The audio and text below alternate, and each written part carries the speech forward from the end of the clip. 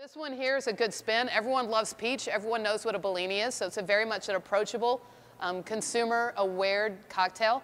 We're just going to do a small twist to it, and we're going to make it with a pear vodka and add some rhubarb bitters. So we're taking a classic cocktail, a Bellini, and we're making it, kind of doing our own twist to it.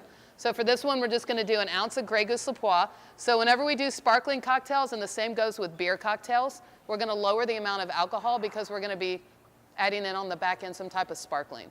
So 1 ounce of the Grey Goose LaPois, ½ ounce of peach puree. We're just going to do a squeeze of lime, which is about, it's typically 0.25 ounces. And we're going to do a couple dashes of rhubarb bitters. Everyone knows what bitters are, right? They actually serve as a sweetening agent to the cocktail. We call bitters a spice rack behind the bar. So just like when you walk into a kitchen, you see oregano, pepper, and all the different ingredients, we call these a spice rack. So not only does it add a layer of complexity and flavor to the cocktail without actually bringing in a fresh element. So don't act like it's a bottle of Tabasco and go like all ninja on it and like do 10 because it'll probably taste like you put a whole tree bark in your mouth. So you just want to just give it a couple dashes. So y'all be using Fee Brothers Rhubarb Bitters. We're going to add the champagne after we shake it. You want it about 0.75 ounces filled in your tin shaker full of ice. We want 1 ounce of water dilution. So when we're making these drinks, we're counting on that ounce. So if let's say a drink's coming up short in the martini glass or what have you, that's probably because either A, you're not shaking it. Sometimes if a drink comes back too sweet, it might be that because we're counting on that ounce of water dilution. All right, then we're going to take our champagne. We're going to want about 3 ounces of it. We're just going to add it to the top. So we're going to roll it just to make sure that we mix all the ingredients in there. And then we're ready to strain into our martini glass.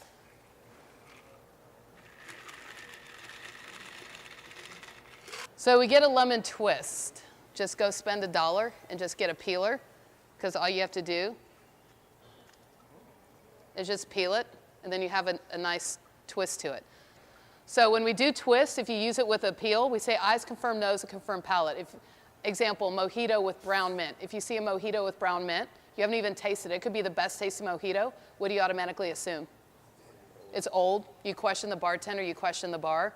So just remember, eyes confirm nose and confirm palate. So whenever we want to maintain the integrity of the cocktail, all the way down to something as simple as a twist. When you do it, you put the skin down, your fingers on the side. Do you see all that citrus that just came out of it? So a lot of times when we're doing twists and we're just doing skinny little peels, or you see people do the coil, it's more for aesthetics, more for what it actually does to the drink. If you see an ingredient that you're running low on, go ahead and tell the manager then. Don't toss the bottle and just assume that the manager's going to come back here and realize that you're out of rhubarb bitters, because every ingredient that we put in here can make the difference between a good cocktail and a great cocktail. So if you run out of rhubarb, would this drink taste bad? Probably not. But is it the difference between a good cocktail and wow, this is really great. I really pick up on the pear and the rhubarb along with the peach. So whenever we do these drink recipes, we want them to be a little bit more on the dry side, a little bit more on the acidic. What that does is it gets our palate ready for food. It makes us hungry. It makes us want to order some food, whether it's an appetizer or a meal. So when we have overly sweet drinks, we're actually working against the kitchen. This drink here, we always like to start in a progressive manner. And by progressive, I mean if someone walks in and they don't know what they want to order, this is a great, fantastic opening cocktail because of the bubbles. So we consider it more of an aperitif style cocktail. It's not sweet, it's a little bit dry. You get the citrus on there. Just keep in mind that 70% of the consumer walking in the door doesn't know what they want to order. And it doesn't mean they're stupid, it means that they're persuadable. So even if they're a wine drinker or a beer drinker, if they come in and you say, we've got a brand new fantastic signature cocktail menu. We have a nice spin on a Bellini with some champagne, some pear, and rhubarb. It'll get you going and get your palate ready for the food. If you sell it in that way, who's going to say no, right?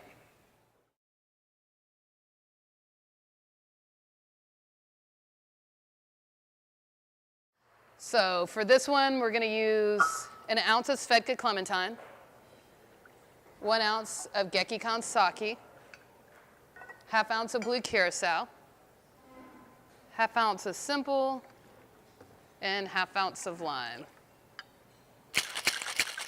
So the #1 trend across the US is you guys. It's the bartender. If I go to New York, what's trending in New York is different than Florida. What's trending in Tampa is different than Miami. What's trending in Dallas is different than Houston. That's different than San Francisco. So if I pick up a magazine and you see bourbons are on the rise, they're doing double-digit growth, women are starting to drink bourbons, and then I pick up another magazine and it's gins. Everyone loves gin, and the bartenders and mixologists are having a great time with gins. Oops, forgot the splash of Sprite. Are doing gins because of the different botanicals, and we have so much to play with. And I pick up something else. It's where's tequila going? Mezcal's the new tequila because of the smoky flavors and the bartender. So we have to be careful when we talk about what's trending. But what's consistent across every state is you guys, the bartender. So when y'all are back here behind the bar, it's y'all's job. Y'all are the ones pushing the consumer beyond their comfort zone. So this gets a splash of Sprite. So we'll just do about 1.5 ounces. And then again, even with the Sprite, we're going to roll the drink to make sure we get all the ingredients. Again, we're going to do an orange peel.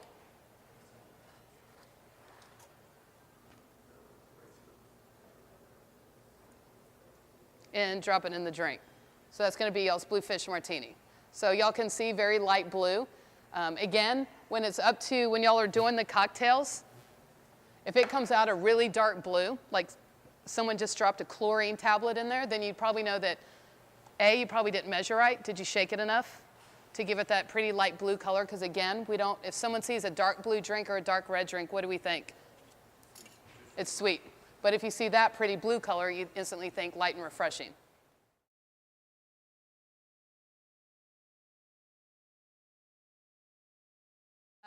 You're going to be doing 2 ounces of the pearl cucumber, 0.75 of lemon juice. We're going to shake it over ice. A splash, so just do about 1 ounce, 1.5 ounces. We're going to roll it. And we're ready to strain into our glass, and we're just going to garnish with a cucumber wedge.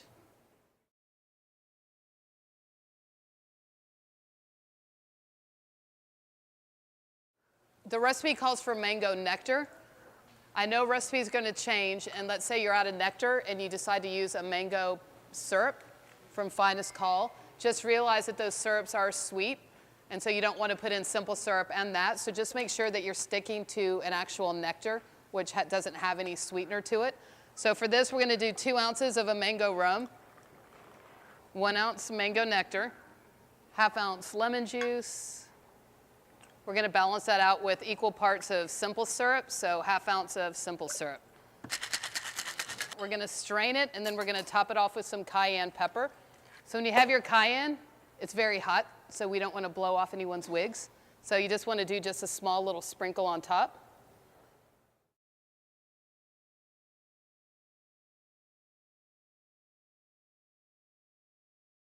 So we're going to use Amethyst Lavender Gin.